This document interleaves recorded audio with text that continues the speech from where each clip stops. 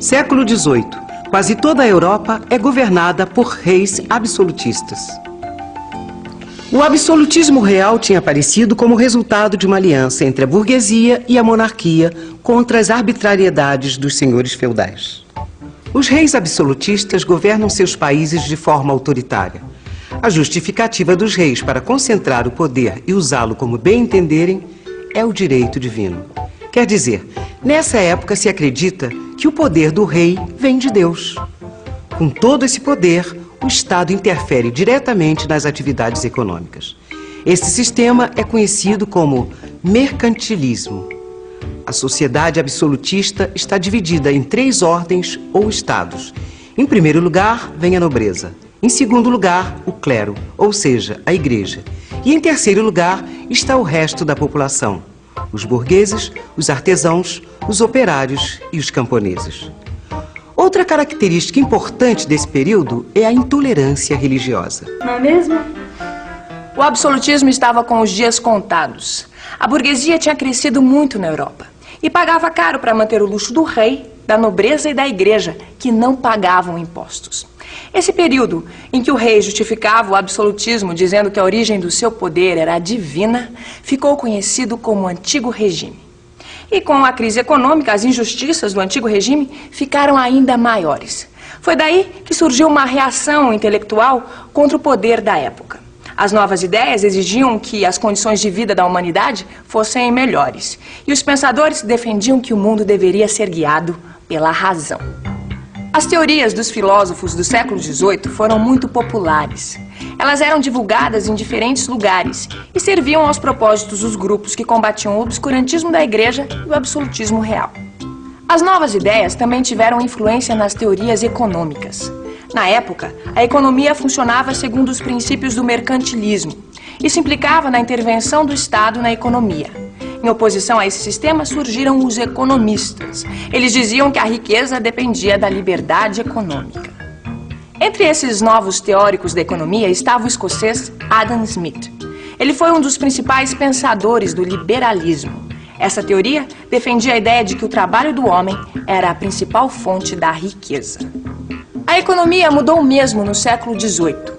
Depois da invenção da máquina a vapor, o trabalho foi ficando mecanizado.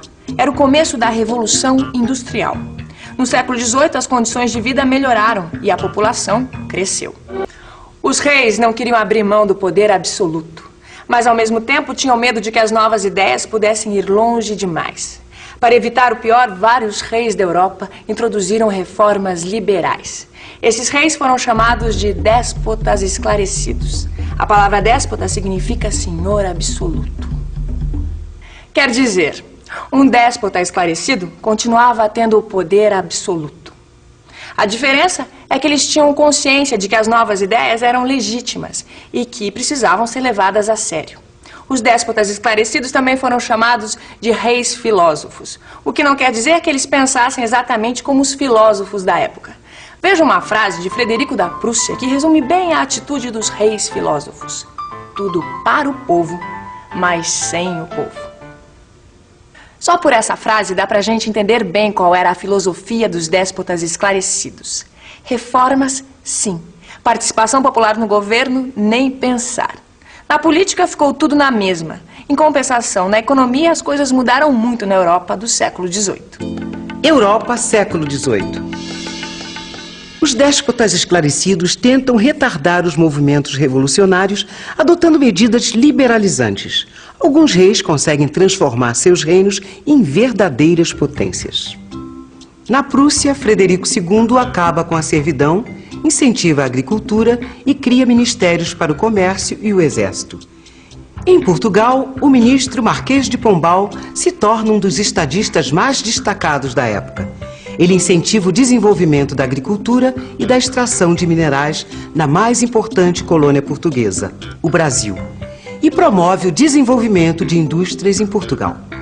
Na Espanha, o rei Carlos III reforma o sistema colonial, introduz novas indústrias no país e divide grandes extensões de terras improdutivas entre os lavradores.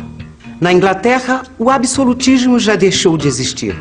O rei continua em seu trono, mas quem governa é o primeiro-ministro com o apoio do parlamento. O aumento da produção industrial na Inglaterra intensifica o desenvolvimento do comércio. A poderosa frota inglesa garante a distribuição dos produtos. E o monopólio do comércio de escravos na América gera lucros imensos para os capitalistas ingleses. A Inglaterra se transforma na primeira potência econômica mundial. A França ficou de fora desse progresso. A monarquia francesa não quis fazer as reformas que poderiam melhorar a situação do povo. E logo o antigo regime começou a desmoronar naquele país.